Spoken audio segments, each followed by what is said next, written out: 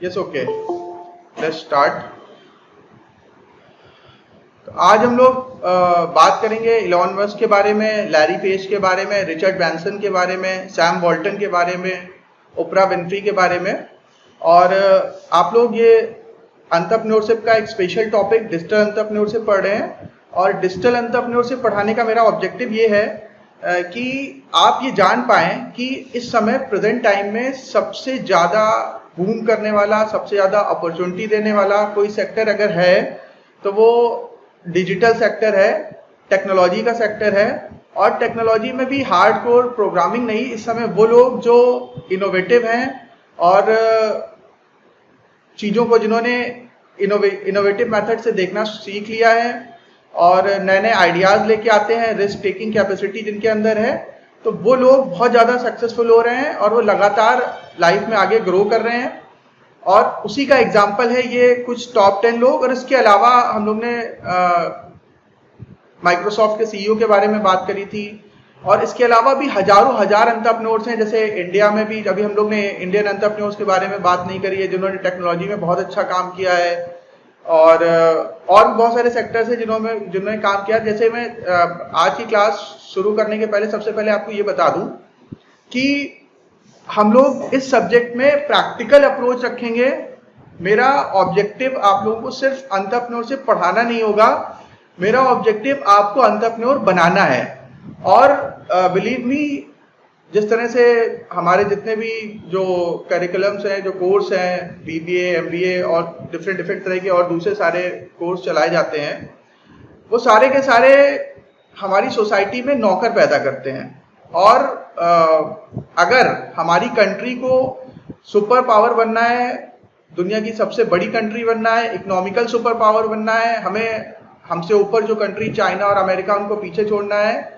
Purchasing power parity के terms में India 3rd largest country है दुनिया की, और नॉमिनल जीडीपी के टर्म्स में हम लोग 5th थे, अभी 6 हो गए हैं। ये लॉकडाउन की वजह से हमारी इकोनॉमी में थोड़ा स्लो डाउन आया है।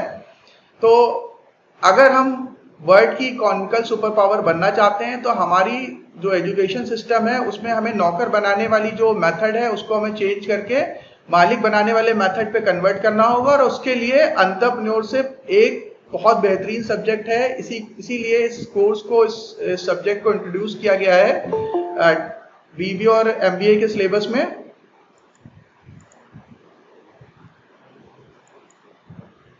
अभी शुक्ला, प्लीज आप आगे से कोशिश करिएगा, टाइम से ज्वाइन करें क्लास। और सारे लोग टाइम से ज्वाइन कर लिया करिए, क्योंकि बीच में आपका पॉपअप आता है तो उससे डिस्टर्ब होता है। तो कोशिश करा करें कि सब लोग घर से क्योंकि पढ़ रहे हैं, अब आप कन्विंस भी नहीं है कि आपको आना है और सारी उसमें जाम लग गया, ट्रैफिक, ऐसा भी कुछ नहीं है। तो आप टाइम से ज्वाइन कर लिया करिए क्लास को, क्योंकि उससे बीच में अगर आते हैं तो डिस्टर्ब होता है। और ज्वाइन करने के बाद फिर फोन ना रिसीव करिएगा और ना ही बैक प्रेस करिएगा स्क्रीन पे, अदरवाइज फिर आप बाहर हो जाएंगे, फिर आपको रीज्वाइन करना पड़ेगा। ओके, हाँ, तो हम लोग ये बात कर रहे थे कि with the help of digital entrepreneur और एंटरप्रेन्योरशिप हम लोग ये सीखने वाले हैं इस सब्जेक्ट में, सेमेस्टर में, कि कैसे हम खुद एंटरप्रेन्योर बन सकते हैं। और बिलीव मी, ये सारे लोग बहुत सिंपल थे। इसीलिए मैं बेसिकली जब ये सब्जेक्ट स्टार्ट कर रहा हूँ तो मैं आपको दुनिया के सबसे बेस्ट ऑफ बेस्ट एंटरप्रेन्योर्स की स्टोरी बता रहा हूँ, उनकी लाइफ जर्नी आपके साथ शेयर कर रहा हूँ। मेरा ऑब्जेक्टिव ये है कि आप उनकी जर्नी से, उनकी खुद की स्टोरी से ये सीख पाएंगे कि क्या वाकई ये कोई एक्स्ट्रॉर्डिनरी लोग हैं, क्या किसी और प्लेनेट से आए हैं, या कोई बहुत ज़्यादा इनके पास स्पेशल क्वालिफिकेशन है, या कुछ ऐसे वो क्या जो लीडरशिप क्वालिटी है वो क्या बाय बर्थ होती है। तो ये सारी चीज़ें गलत हैं। कोई भी सिंपल से सिंपल इंसान, इवन जैसे मैंने आप लोगों को पहले भी बताया कि धीरू भाई अंबानी या फिर और भी बहुत सारे बड़े बड़े एंटरप्रेन्योर्स, उनके पास बेसिक क्वालिफिकेशन भी नहीं थी और ज़्यादातर तो कॉलेज ड्रॉप आउट थे। तो उनके पास कोई भी प्रोफेशनल डिग्री नहीं थी और सिर्फ उनका डेडिकेशन, लर्निंग एटीट्यूड। देखिए, जब मैं ये बोलता हूँ वर्ड कि वो कॉलेज ड्रॉप आउट थे, इसका मतलब उन्होंने लर्निंग करना नहीं छोड़ा था। लर्निंग बहुत इंपॉर्टेंट रोल प्ले करता है। आप अगर सीखना छोड़ देते हैं तो फिर आप खत्म हो जाते हैं, कोई भी इंडिविजुअल वहीं पे रुक जाएगा, उसकी ग्रोथ खत्म हो जाएगी। तो लर्निंग का प्रोसेस एक नेवर एंडिंग प्रोसेस है और ये थ्रू आउट द लाइफ चलता रहता है और हमें ये कोशिश करनी चाहिए कि लर्निंग के प्रोसेस को हम कभी भी ना स्टॉप करें। अरसलान, आपने काफी लेट ज्वाइन किया है, कोशिश करिएगा नेक्स्ट टाइम से आप टाइम से ज्वाइन कर ले, इसीलिए मैं आईडी पहले शेयर कर देता हूं तो बीच बीच में पॉपअप आ रहे हैं, फ्लो टूटता है उससे क्लास का। ओके, मैं भूल जाता हूं मैं क्या बता रहा था। तो बेसिकली इस स्टोरी को शेयर करने का ऑब्जेक्टिव यही है कि आप इनकी लाइफ जर्नी से सीख पाए कि आपको कैसे एक रियल वर्ल्ड एंटरप्रेन्योर बनना है और आपको कैसे अपनी लाइफ में आगे बढ़ना है।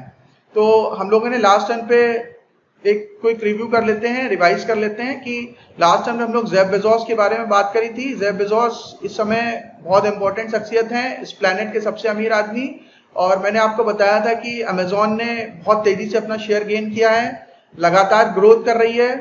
और क्योंकि लॉकडाउन था across the world, across the globe lockdown चल रहा था ड्यू टू कोविड-19, इसलिए लोगों ने घर पे रहते हुए, सेफ रहते हुए और ऑनलाइन परचेज को ही प्रेफरेंस दी, प्रायोरिटी दी। इसलिए अमेजोन का प्राइस और अमेजोन का मार्जिन बहुत तेजी से बढ़ा। इन्होंने अपने जितने भी ऑफर्स देते थे, स्कीम देते थे कस्टमर एक्विजिशन के लिए, वो स्कीम्स कम कर दी, ऑफर्स घटा दिए, रेट बढ़ा दिए और उसकी वजह से इनका प्रॉफिट मार्जिन एक्सपोनेंशियली ग्रो हुआ और वापस जेफ बेजोस जो है वो काफी अमीर हो गए।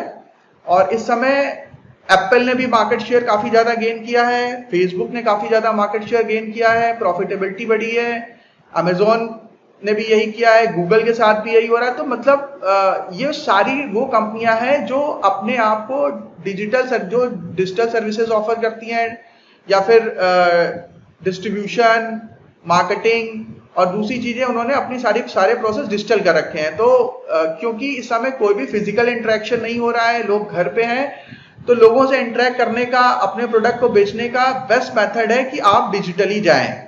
और उसमें डिजिटल प्लेटफॉर्म, इंडिया की जियो प्लेटफॉर्म, नेट कनेक्टिविटी ने बहुत ज्यादा इंपॉर्टेंट रोल प्ले किया है। और जियो ने इंडिया में जो डिजिटल रिवॉल्यूशन हो रहा है उसमें की एंकर की भूमिका निभाई है। जब धीरू भाई अंबानी ने सबसे पहले 2000 में रिलायंस को लॉन्च किया था और उस समय उन्होंने कहा था कि हम हर एक इंसान के हाथ में मोबाइल फोन पहुंचा देंगे, और उस समय मोबाइल फोन एक लग्जरी आइटम माना जाता था।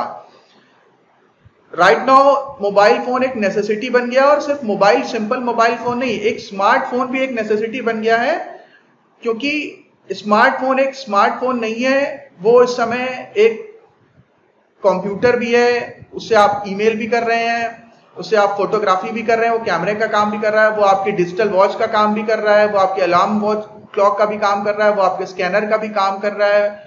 मतलब एन नंबर ऑफ चीजें हैं, वो आपके फिटनेस को भी ट्रैक कर रहा है, वो आपकी हॉबीज, इंटरेस्ट को भी ट्रैक कर रहा है, वो आपके ऑफिस वर्क को भी कर रहा है। तो इतनी सारी चीजें पूरी दुनिया को, ये सारे जितने भी डिजिटल एंटरप्रेन्योर हैं वो कोशिश कर रहे हैं कि पूरी दुनिया को ही वो मोबाइल में एप्स के माध्यम से समेट दें। तो क्योंकि हर एक चीज बहुत आसानी से हमारे मोबाइल फोन पे, हमारे लैपटॉप स्क्रीन पे अवेलेबल हो रही है, इसलिए ये डिजिटल रिवॉल्यूशन बहुत तेजी से बढ़ रहा है, एक्सपोनेंशियली बढ़ रहा है। और ये जो कंपनियां या जो एंटरप्रेन्योर इस चीज को आइडेंटिफाई जिन्होंने कर लिया है वो बहुत तेजी से ग्रो कर रहे हैं। तो ये स्पेशली जो आपके सामने स्क्रीन पे जो लिस्ट आ रही है, ये सारे वही महान लोग हैं जिन्होंने इस चीज को बहुत पहले आइडेंटिफाई कर लिया था कि आगे चल के डिजिटल रिवॉल्यूशन आने वाला है। और मुकेश अंबानी ने भी कहा था, क्योंकि वो ऑयल एंड गैस की कंपनी चलाते थे और उस समय भी रिलायंस इंडस्ट्री इंडिया की सबसे बड़ी कंपनी थी, और उन्होंने ये बोला था कि जिस तरह से 20वीं शताब्दी में ऑयल बहुत इंपॉर्टेंट रोल प्ले कर रहा है, पूरी इकोनॉमी को ड्राइव करता है। ऑयल के लिए उस समय गल्फ वॉर और तरह तरह के लड़ाइयां होती थी कि सबसे ज्यादा ऑयल रिसोर्सेज पे किसका कब्जा होगा, उसी तरह से डेटा एक न्यू ऑयल बनने वाला है, तो जो कि बन गया है। और इसका एक बहुत ज्यादा अच्छा एग्जांपल ये है कि अभी अमेरिका में वहाँ के जो सांसद है वहाँ की, उन्होंने बहुत सारे डिजिटल एंटरप्रेन्योर्स को सम्मान किया हुआ है, उनको बुलाया हुआ है कि वो एक्सप्लेन करें कि वो किस तरह से डेटा को मिसयूज कर रहे हैं, लोगों की प्राइवेसी को डिस्टर्ब कर रहे हैं और वो उससे मोनोपोली क्रिएट कर रहे हैं मार्केट में और उससे वो अपनी वेल्थ क्रिएट कर रहे हैं। तो इसके ऊपर गूगल के जो सीईओ हैं सुंदर पिचाई साहब, उन्होंने जवाब दिया, और लैरी पेज फाउंडर हैं गूगल के और सुंदर पिचाई इस समय सीईओ हैं। तो मार्क जुकरबर्ग थे, जितने भी डिजिटल एंटरप्रेन्योर थे, सारे सभी लोगों ने उनके जो ऑब्जेक्शंस थे सेनेटर्स के, अमेरिका के जो पार्लियामेंट है वहां पे जो संसद होती है उसके जो सेनेटर्स होते हैं, उन्होंने जो ऑब्जेक्शन किए उसका जवाब दिया। काफी सारी चीजें वो नहीं बता पाए। तो इससे ये प्रूव होता है कि no doubt data is new oil और डेटा बहुत इंपॉर्टेंट रोल प्ले कर रहा है। पहले हमें लगता था कि हमारी इंफॉर्मेशन या कॉन्टेक्ट डिटेल्स का क्या है, मैं तो एक बहुत ऑर्डिनरी इंसान हूँ और मेरे अगर डेटा ये लोग स्टोर भी करते हैं डिफरेंट डिजिटल प्लेटफॉर्म्स, तो उसका क्या मिसयूज हो सकता है। लेकिन नहीं, जैसे कि मैंने आपको लास्ट लेक्चर में बताया था कि सोशल मार्केटिंग डिजिटल कंपनियां किंग मेकर का रोल प्ले कर रही हैं। ये आपके डिसीजन को किसी भी तरह से इन्फ्लुएंस कर सकती हैं। अगर किसी इंडिविजुअल का डेटा है इनके पास, और जैसे कि मैं एक एग्जांपल से आपको एक्सप्लेन करने की कोशिश करता हूं कि कोई अगर इंडिविजुअल है और वो फेसबुक पे या इंस्टाग्राम पे या अलग अलग सोशल नेटवर्किंग साइट पे उसने वो आरएसएस को फॉलो कर रहा है और साथ ही साथ वो राहुल गांधी को भी फॉलो कर रहा है और कांग्रेस के कुछ दूसरे लीडर्स को भी फॉलो कर रहा है, एक्सक्यूज मी। तो अगर बीजेपी या कोई डिजिटल मार्केटिंग कंपनी जिसने डेटा को परचेज कर रखा है उस इंडिविजुअल के, वो अगर उसको ये लगता है कि हाँ ये जो इंडिविजुअल है ये दोनों पार्टियों के लिए इक्वली,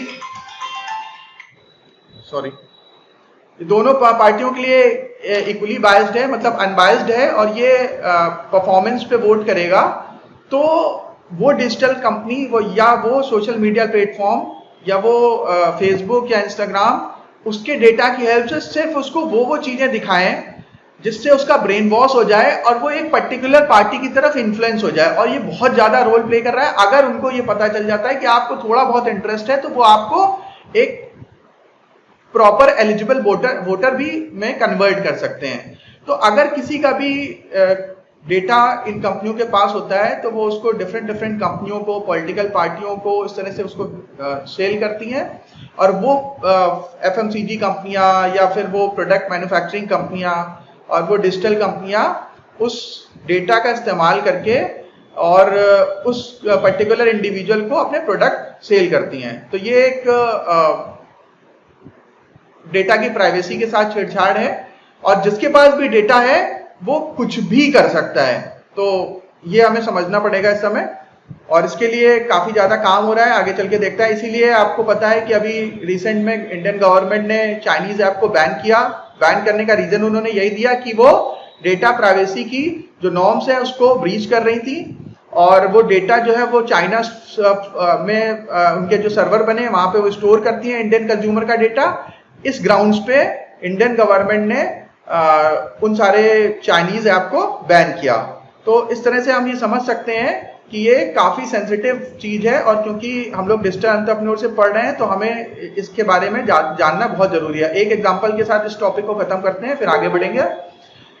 जितनी भी आर्म्स फोर्सेज हैं या जैसे वॉशिंगटन डीसी या फिर इंडियन आर्म फोर्सेज हैं, इन सब में जो लोग काम करते हैं उनको ये स्ट्रिक्ट वार्निंग होती है कि आप टिकटॉक या इस तरह के कुछ पर्टिकुलर ऐप है वो अपने मोबाइल फोन में इंस्टॉल नहीं करेंगे। और उनको बहुत सारी वार्निंग्स होती है जो कमांडिंग ऑफिसर्स होते हैं या फिर जो हायरार्की में काफी ऊपर के लोग होते हैं, उनको तो और ज्यादा स्ट्रिक्ट वार्निंग होती है कि आपका फोन में ये ऐप नहीं होने चाहिए, इस तरह से यूज करना है, आपको अपने फायरवॉल लगानी है, ताकि क्योंकि वो सेंसिटिव लोग हैं, उनके पास बहुत ज्यादा जानकारी है, बहुत ज्यादा इंफॉर्मेशन है गवर्नमेंट से रिलेटेड और डिफेंस से रिलेटेड, तो उनके फोन को हैक करके या उनके डेटा को मिसयूज करके और उस पर्टिकुलर कंट्री के बारे में कोई भी इंफॉर्मेशन कैप्चर की जा सकती है और उसके बाद में उसको एक वेपन की तरह उस कंट्री के अगेंस्ट इस्तेमाल किया जा सकता है। तो ये काफी सेंसिटिव चीज है, इसलिए अमेरिका भी काफी सारे चाइनीज ऐप को बैन करने के बारे में बात कर रहा है। और हुआई जो कि एक बहुत बड़ी कंपनी है चाइना की,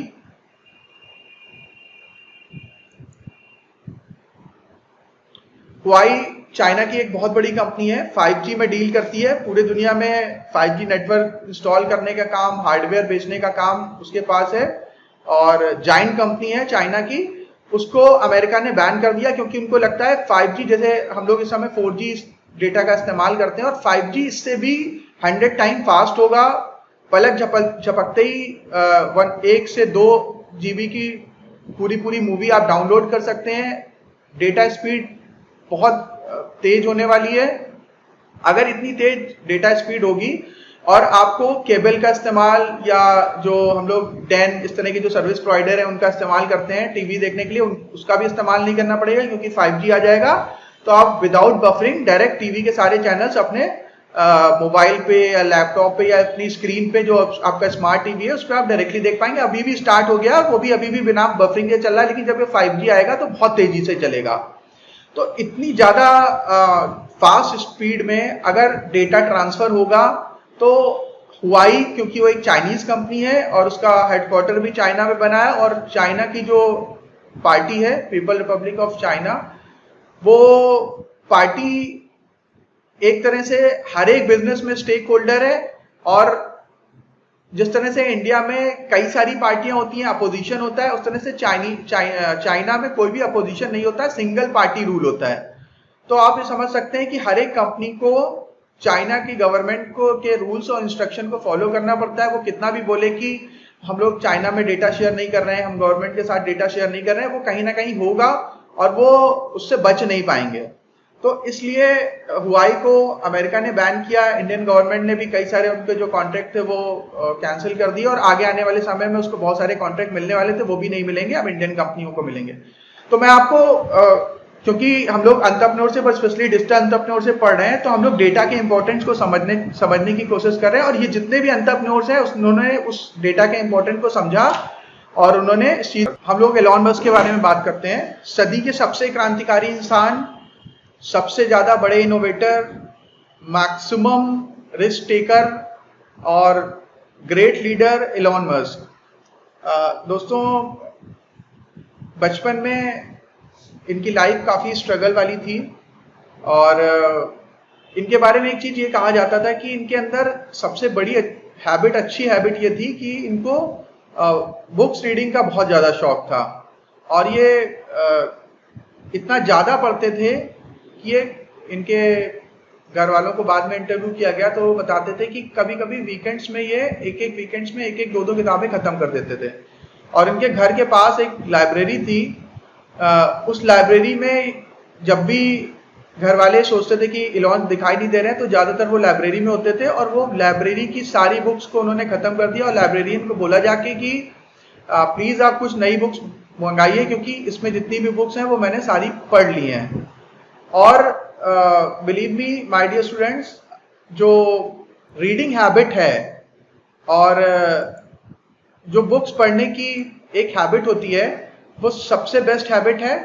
और आप जितना ज्यादा पढ़ते हैं उतना ज्यादा आप अपने ब्रेन को एक तरह से उसका जो न्यूट्रिशन डाइट है, वो नॉलेज है, जिस तरह से हमारी बॉडी को एक बैलेंस डाइट की रिक्वायरमेंट होती है, उसी तरह से हमें एक बेस्ट लीडर बनने के लिए, एक सक्सेसफुल इंडिविजुअल बनने के लिए, एक एंटरप्रेन्योर बनने के लिए डेफिनेटली हमारे ब्रेन को भी एक बैलेंस डाइट की जरूरत होती है, और वो बैलेंस डाइट मिलती है बुक्स में। तो आप अपने दिमाग को जितनी ज्यादा अपडेटेड इंफॉर्मेशन देंगे, जितनी ज्यादा रेलेवेंट इंफॉर्मेशन देंगे, जिस तरह से हम अपनी बॉडी में अगर हम जंक फूड का इस्तेमाल करें, हम ज्यादा फास्ट फूड खाएं, जंक फूड खाएं, तो हम बीमार हो जाएंगे, हमारी फिटनेस खराब हो जाएगी। उसी तरह से अगर आप अपने माइंड को, ये बहुत इंपॉर्टेंट चीज मैं आपको बता रहा हूं, वैसे बहुत सिंपल है, सबको पता है, लेकिन फिर भी अगर आप इसको फॉलो करेंगे, आप अपने माइंड को बेस्ट डाइट देते हैं। आपके जो एक बहुत इंपॉर्टेंट चीज ये है कि आपके सराउंडिंग के 5 लोग, मतलब 5 दोस्त या 5 सबसे खास लोग जिनके साथ आप उठना बैठना पसंद करते हैं, आप उनके एवरेज के हो जाते हैं। अगर आपके वो 5 लोग जिनके सराउंडिंग में आप रहते हैं और वो बहुत सक्सेसफुल हैं, बहुत रिच हैं, बहुत ज्यादा एजुकेटेड हैं, तो आप भी वैसे होंगे। और अगर वो बहुत ज्यादा अनसक्सेसफुल हैं, गरीब हैं, जिस तरह के भी हैं। मैं ये नहीं कह रहा कि गरीब होना कोई खराब बात होती है, लेकिन आपको हमेशा अच्छे लोगों के साथ रहना है, उन लोगों के साथ रहते हैं जिनके पास नॉलेज है। तो और अगर इस तरह के लोग आपको नहीं मिल रहे हैं और बेसिकली लॉकडाउन में हमें घर से बाहर निकलना भी नहीं है, उस केस में बुक्स सबसे ज्यादा इंपॉर्टेंट रोल प्ले करती हैं।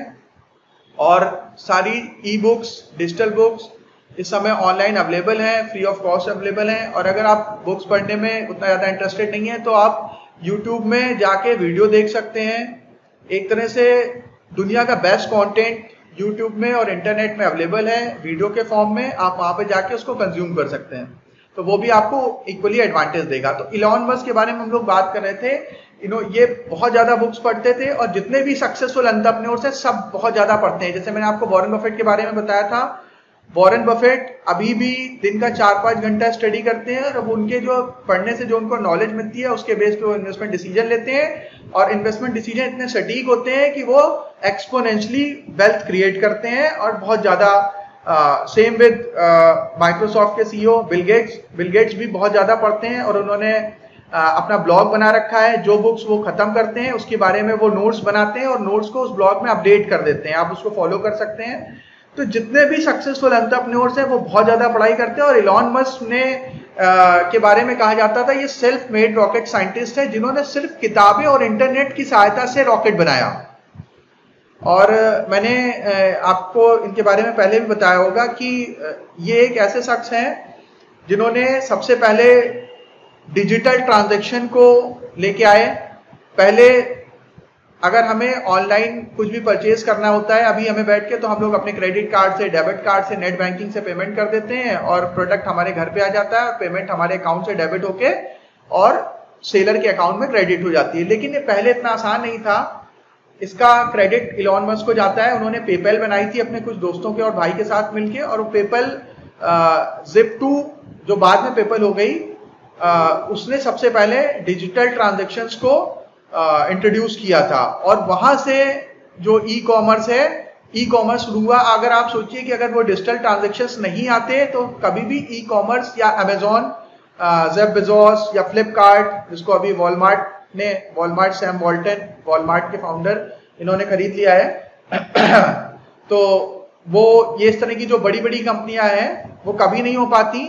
और जिस तरह से हम लोग ऐप स्टोर से डिफरेंट ऐप डाउनलोड कर लेते हैं, हमें अगर MS ऑफिस खरीदना है हमने उसको डाउनलोड किया, पेमेंट ऑनलाइन कर ली, इस तरह की कोई भी चीज फैसिलिटी हमें ना मिल पाती।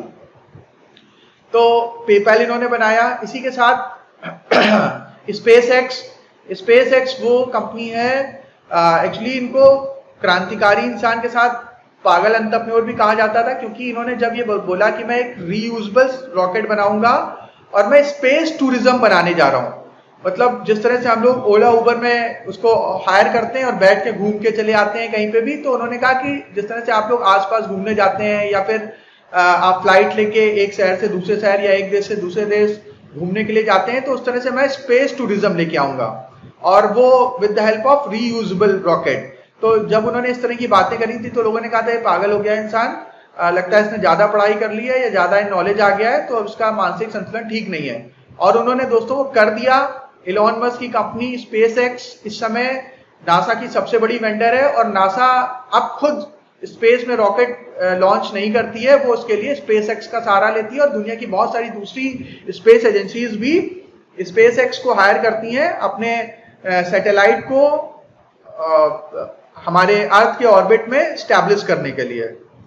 तो स्पेस एक्स बहुत अच्छा काम कर रही है, और स्पेस एक्स के फाउंडर इलॉन मस्क ने कहा था कि अगर उनकी कंपनी को दुनिया में कोई एक कंपनी चैलेंज कर सकती है तो वो है दोस्तों इंडिया की इसरो, क्योंकि इसरो के पास वो टेक्नोलॉजी है और यहाँ पे वो डेडिकेटेड साइंटिस्ट हैं जो बहुत कम कॉस्ट में, इवन इलॉन मस्क की स्पेस एक्स से भी बहुत कम कॉस्ट पे हम लोग ऑर्बिट में सैटेलाइट को स्टैब्लिश करने की महारत रखते हैं। और स्पेस टेक्नोलॉजी में, मिसाइल टेक्नोलॉजी में इंडिया काफी ज्यादा ग्रो कर चुका है, और हम इतना ज्यादा ग्रो कर चुके हैं कि एक साथ मोर देन 100 सैटेलाइट्स को अर्थ की ऑर्बिट में स्टैब्लिश कर सकते हैं, और ये कारनामा इसको कई बार कर चुका है। और अभी रिसेंट पास में उसने 104 सैटेलाइट को एक साथ अर्थ की ऑर्बिट में यहाँ से लॉन्च किया था और स्टैब्लिश किया सक्सेसफुली।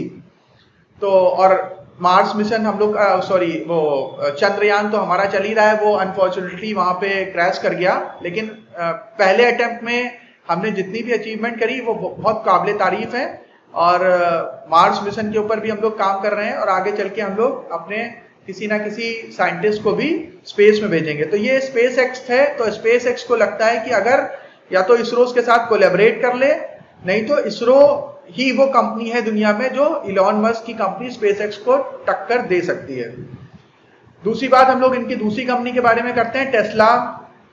इलॉन मस्क जिस तरह से बहुत ज्यादा इनोवेटिव है, उसी तरह से वो एनवायरनमेंट को लेकर भी बहुत ज्यादा पैशनेट है और बहुत ज्यादा उसका केयर करते हैं। इसीलिए उन्होंने कई सारी ऐसी कंपनियां बनाई हैं जो एनवायरनमेंट के लिए बहुत ज्यादा एडवांटेज रखती है। जैसे कि इनकी कंपनी टेस्ला मोटर की जो कंपनियां है वो सारी इलेक्ट्रिक कार बनाती है, और इलेक्ट्रिक कार जो है वो जीरो एमिशन, जीरो पोल्यूशन करती है, और आप उसको चार्ज कर सकते हैं। सोलर एनर्जी की हेल्प से भी चार्ज कर सकते हैं, न्यूक्लियर एनर्जी की हेल्प से, मतलब जो भी अगर आपके यहाँ उस पर्टिकुलर सिटी में न्यूक्लियर रिएक्टर लगे हैं तो वो इलेक्ट्रिसिटी आपके घर पे आएगी और आप अपनी कार को चार्ज कर सकते हैं।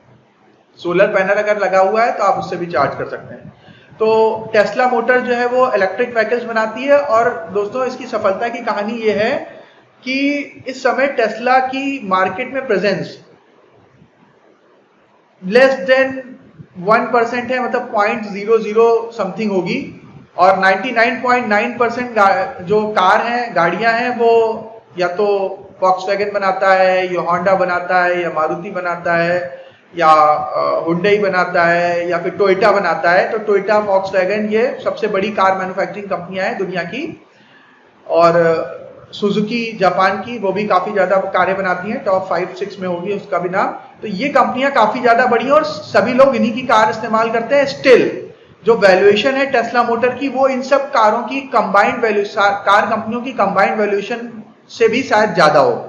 तो जनरल मोटर की वैल्यूएशन को क्रॉस कर दिया है टेस्ला ने, और काफी बड़ी बड़ी कार कंपनियों की वैल्यूएशन को टेस्ला मोटर ने क्रॉस कर दिया है, जबकि अभी इसकी मार्केट में प्रेजेंस लेस देन 1% है। और क्यों? क्योंकि लोगों को ये यकीन है कि टेस्ला आने वाले समय में, जिस तरह से जियो ने इंडियन टेलीकॉम मार्केट को डिस्टर्ब कर दिया और अपनी मोनोपोली क्रिएट करने की तरफ बढ़ रहा है, उसी तरह से टेस्ला मोटर भी शायद ये कर सकती है। और अभी इन्होंने एक काफी बड़ी कार लॉन्च करी थी जो एसयूवी के साइज की थी, मतलब और उसकी जो बुकिंग है, क्योंकि अभी इसको अगले 3 साल तक डिलीवर किया जाएगा कस्टमर को, लेकिन बुकिंग ने कई रिकॉर्ड तोड़ दिए। तो लोगों को पता है, वो 3-3 साल, 1-1 साल, 2-2 साल, 3-3 साल की वेटिंग में भी टेस्ला मोटर की कारों को बुक करना पसंद कर रहे हैं। तो ये इनकी दूसरी कंपनी थी। इसके अलावा इनकी एक बहुत ज्यादा इनोवेटिव कंपनी है जिसका नाम है हाइपरलूप। इस तरह से बहुत सारी कंपनियों में एक साथ काम कर रहे हैं, और ये इतने ज्यादा एफिशिएंट इंसान है कि वो एक साथ कई सारी कंपनियों के लिए काम कर रहे हैं। वो स्पेस एक्स को भी चला रहे हैं, वो टेस्ला को भी चला रहे हैं, वो और हाइपरलूप को भी चला रहे हैं। इसके अलावा इनकी एक और बहुत बड़ी फेमस कंपनी है, इसका नाम है सोलार सिटी। तो जो वो रिन्यूएबल एनर्जी के ऊपर काम करती है, ग्रीन एनर्जी के ऊपर काम करती है। तो इस तरह से एलॉन मस्क का एक छोटा सा इंट्रोडक्शन था। एक साधारण बच्चा, उसने सिर्फ नॉलेज गेन करी, तरह तरह की बुक्स पढ़ी और अपने आप को अपग्रेड किया, और अपग्रेड करते करते करते करते इस समय उनको most innovative entrepreneur of the world कहा जाता है। ये काफी फेमस हो गए हैं और इन्होंने वेल्थ भी अपनी काफी ज्यादा तेजी से बढ़ाई है। सैम वॉल्टन के बारे में आपको बता दूं, क्योंकि फिर नेक्स्ट क्लास से हम लोग नया टॉपिक स्टार्ट करेंगे। मैंने इंट्रोडक्शन ऑफ एंटरप्रेन्योर्स के लिए आपके लिए 2 क्लास रखी थी, तो आज मैं इसको जल्दी से खत्म कर देता हूं।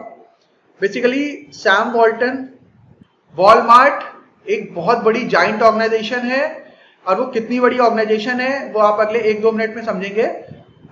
मैंने शायद इसके बारे में पहले क्लास में जरूर बात करी होगी। वॉलमार्ट का जो टर्नओवर है वो दुनिया में one of the largest turnover है, दुनिया की सबसे ज्यादा टर्नओवर कंपनी करने वाली कंपनियों में से एक है।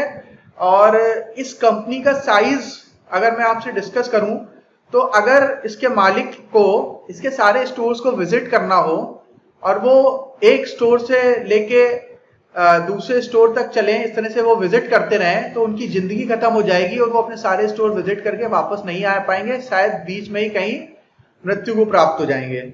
इतनी बड़ी इन्होंने अपना एम्पायर क्रिएट कर रखा है हर एक शहर में, अमेरिका में, यूरोप में।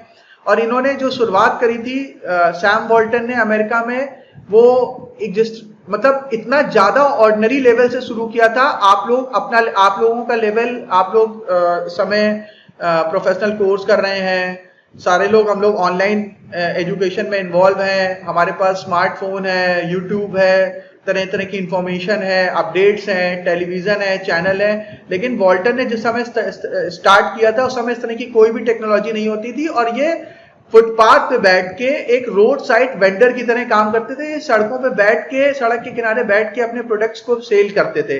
इतने ज्यादा ऑर्डिनरी लेवल में जब वॉलमार्ट स्टार्ट हुआ तो वहां से स्टार्ट हुआ था। तो वॉलमार्ट के जो फाउंडर थे उन्होंने सड़क के किनारे बैठ के सबसे पहले चीजों को, प्रोडक्ट्स को बेचना शुरू किया। उसके बाद धीरे धीरे उन्होंने चीजों को सीखा और मेहनत करी, लर्निंग कैपेसिटी बढ़ाई, इनोवेशन को इस्तेमाल किया, टेक्नोलॉजी को इस्तेमाल किया, धीरे धीरे स्टोर्स बढ़ाए। और वॉलमार्ट का जो की ऑफ सक्सेस था, जो इनकी सक्सेस का मंत्र है, वो मंत्र ये है कि सबसे सस्ता प्रोडक्ट जो कि कोई भी कंपनी या कोई ग्रोसरी स्टोर या कोई भी वेबसाइट ऑफर नहीं कर सकती है। इनका सफलता का मंत्र ये था कि सबसे सस्ता। तो बिग बाजार भी इसको काफी हद तक फॉलो कर रहा है और वो सबसे सस्ते 5 दिन और सबसे सस्ता वेंसडे, इस तरह के करके उन्होंने कई सारे स्लोगन बनाए हैं और उसको इम्प्लीमेंट कर रहे हैं वो। लेकिन इसकी शुरुआत करी थी वॉलमार्ट ने। और वॉलमार्ट की साइज का अंदाजा इस तरह से भी लगा सकते हैं कि अगर इसके जो ग्लो साइन बोर्ड्स हैं उनको निकाल के जमीन पे बिछा दिया जाए तो अमेरिका का एक बड़ा से बड़ा स्टेट पूरी तरह से ढक जाएगा। सिर्फ ग्लो साइन बोर्ड इनके इतने बड़े हैं। अगर इनकी पार्किंग एरिया को मिला दिया जाए तो वो छोटे मोटे स्टेट के बराबर आ जाएगा। तो वो स्केल पे ये कंपनी काम करती है। अगर आप इसका थोड़ा सा वो एक झलक पाना चाहते हैं तो, क्योंकि इंडिया में तो वॉलमार्ट अभी नहीं है, इंडिया में वॉलमार्ट को परमिशन नहीं दी गई है ड्यू टू वेरियस रीजंस, क्योंकि यहाँ पे लगता है कि हमारे जो गरीब दुकानदार हैं, छोटे रिटेलर स्टोर हैं, वो वॉलमार्ट का मुकाबला नहीं कर पाएंगे और ये वॉलमार्ट डिस्टर्ब कर देगा, सारे दुकानें बंद हो जाएंगी और लोग सिर्फ वॉलमार्ट से ही खरीदेंगे, क्योंकि वॉलमार्ट जितना सस्ता बेचता है वो कोई नहीं बेच सकता। इकोनॉमी ऑफ लार्ज स्केल इनके पास है, ये इनका मूल मंत्र है। तो इसलिए इंडिया में वॉलमार्ट को रिटेल पे अभी परमिशन नहीं मिली है, लेकिन उन्होंने बैकडोर एंट्री कर ली है। इंडिया में बैकडोर एंट्री करी है इन्होंने फ्लिपकार्ट को अक्वायर करके। तो क्योंकि फ्लिपकार्ट एक ई कॉमर्स कंपनी है और ई कॉमर्स में हमारे यहाँ जो रूल थे वो थोड़े लीनियंट थे और ई कॉमर्स कंपनियों को, विदेशी ई कॉमर्स कंपनियों को इंडिया में कारोबार करने की अनुमति मिली हुई है। दैट्स वाई वॉलमार्ट ने फ्लिपकार्ट में स्टेक परचेज कर लिया है। उन्होंने फ्लिपकार्ट को अक्वायर किया और बैकडोर एंट्री करी है और इस समय वो बहुत अच्छे से कॉम्पीट कर रहे हैं अमेजोन से। अमेजोन भी अमेरिका की काफी बड़ी कंपनी है और वॉलमार्ट क्योंकि एक फिजिकल स्टोर चलाते थे तो उनको लग रहा है कि शायद आने वाला समय डिजिटल है। और देखिए दोस्तों, मैं फिर से डिजिटल एंटरप्रेन्योर का एडवांटेज समझाने की कोशिश करता हूं, जिसको वॉलमार्ट जैसी बहुत बड़ी कंपनी जो पूरी दुनिया में राज करती है, उसका कोई कंपटीशन नहीं है, उसने भी डिजिटल की पावर को समझ लिया है और that's why Walmart acquired Flipkart, क्योंकि उसको लग रहा है कि उसके पास एक ऐसा इनोवेटिव और काफी बड़ा प्लेटफॉर्म होना चाहिए जो आगे चल के अमेजोन को कॉम्पीट कर सके। क्योंकि फिजिकल स्टोर में शायद आगे चल के लोग परचेज करना, खरीदारी करना धीरे धीरे कम कर देंगे और ज्यादातर लोग घर पे ही रहेंगे। बाहर निकलने का ट्रेंड कम हो रहा है, लोग घर पे ही जिम्नेजियम बना रहे हैं, घर पे ही सारे वो उन्होंने मूवी थिएटर बना रखे हैं, सारे एंटरटेनमेंट की सुख सुविधाएं और सारी चीजें लोग घर में ही करने की कोशिश कर रहे हैं। अब वर्क फ्रॉम होम के अलावा अब आपको ऑफिस भी जाने की जरूरत नहीं है, आप घर पढ़ाई भी और काम भी ऑफिस का घर से ही कर सकते हैं। तो इसलिए वॉलमार्ट को ये लगता है कि उनके पास एक डिजिटल प्लेटफॉर्म होना चाहिए, इसलिए उन्होंने बहुत ज्यादा कीमत देके फ्लिपकार्ट को अक्वायर किया। तो ये एक बहुत बड़ी कंपनी है और टर्नओवर वाइज बहुत बड़ी कंपनी है और अगर इनके जितने भी शेयर होल्डर्स हैं इसकी वेल्थ को क्लब कर दिया जाए तो वो अमेजोन, एप्पल और इन सब से ज्यादा निकलेगी, क्योंकि इनका टर्नओवर काफी लंबे समय से काफी ज्यादा, लेकिन हाँ क्योंकि इनके शेयर डिवाइडेड हैं और जिस तरह से मुकेश अंबानी या जेफ बेजोस या फिर बिल गेट की कॉन्सेंट्रेटेड होल्डिंग है अपनी अपनी पेरेंट कंपनीज में, उन्होंने अपने बहुत ज्यादा शेयर डाइल्यूट नहीं करे हैं। लेकिन वॉलमार्ट में ऐसा नहीं हुआ, उसमें शेयर डाइल्यूट हो गए, इसलिए इंडिविजुअल इंसान दुनिया का सबसे अमीर इंसान नहीं आ रहा है। लेकिन हाँ अगर आप इनकी वेल्थ को आपस में क्लब कर देंगे तो वो सबसे ज्यादा निकल आएगी। तो ये एक छोटा सा इंट्रोडक्शन था वॉलमार्ट का। और वॉलमार्ट क्योंकि एक फिजिकल स्टोर में काम करता है, जिसने डिजिटल की पावर को समझ लिया है, तो वो भी अपने आप को डिजिटली इवॉल्व कर रहा है। और